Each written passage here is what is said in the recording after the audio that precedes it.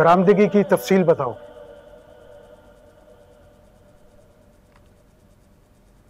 जनाब आली, इस फाइल में बरामदगी की तमाम तफसीलात मौजूद हैं। पुलिस ने ऐन मौके पर गाड़ी बरामद की। गवाहों की फहरिस्त भी शामिल है इसमें जनाब। गवाह पुलिस के कांस्टेबल ही है।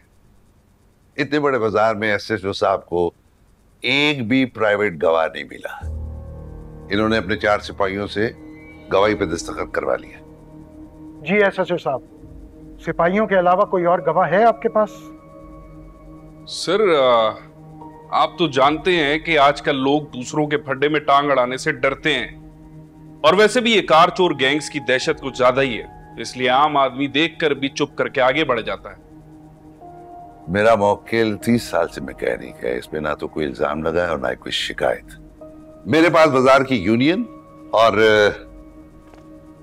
मिस्त्री मार्केट के इलाके के काउंसलर का बयान है। जनाब अली, सारा इलाका असलम की ईमानदारी पे गवाही देने को तैयार है, लेकिन एक बात मेरी समझ में नहीं आ रही कि ये चोरी की कार एसएचओ साहब कहां से बरामद करके ले आए।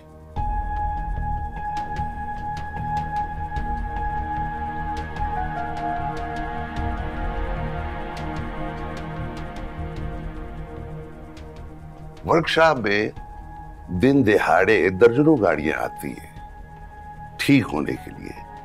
इस बेचारे को क्या पता कि ये जो गाड़ी लेके आया है ये इसका मालिक है या चोरी की गाड़ी लेके आया।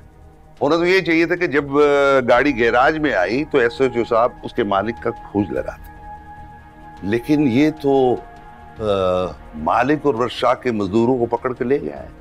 भला आपने कभी ये देखा है कि दिन में सूरज की रोशनी में कोई चोरी की कार बीच सड़क में खड़ी करके बनाता है क्या?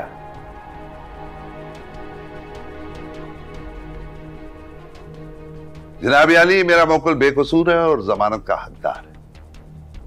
जी थानेदार साहब, इलाके के मोतबर लोग और बाजार यूनियन तो सारी की सारी आपके मुलजिम के हक में गवाही देने के लिए तैयार है। अब आप क्या कहते हैं? जनाब, मुझे मौका दिया जाए, मैं ये साबित कर सकता हूं कि असलम का माजी में जराइम से ताल्लुक रहा है और ये गैराज और वर्कशॉप के काम का सिर्फ इसने ढोंग रचा रखा है। इसका असल धंधा तो कुछ और ही है।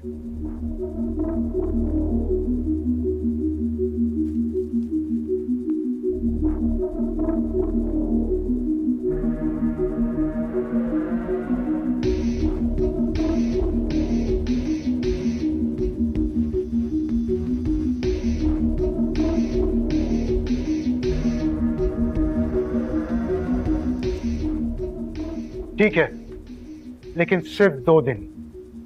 अगर 2 दिनों में इस्तगासा अपना केस साबित नहीं कर सका तो अगली पेशी में इन सब को जमानत पर रिहा कर दिया जाएगा। The court is urgent.